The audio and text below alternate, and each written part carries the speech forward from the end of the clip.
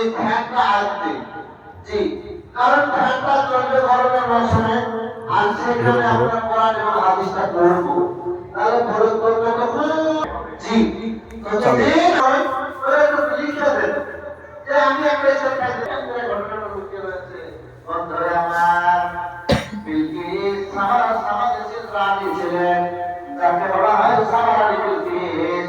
সূরা ইমরান আলাইহিস সালামের সময়কার ঘটনা।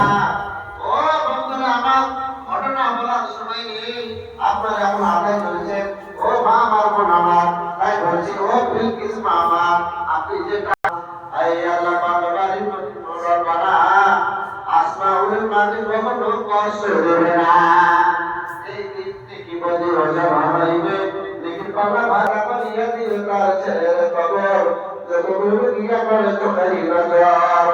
ইলেকট্রিক ফ্যান তার কবর ওঠা দিবে, কবর বিছানো তার কবরে বসাবে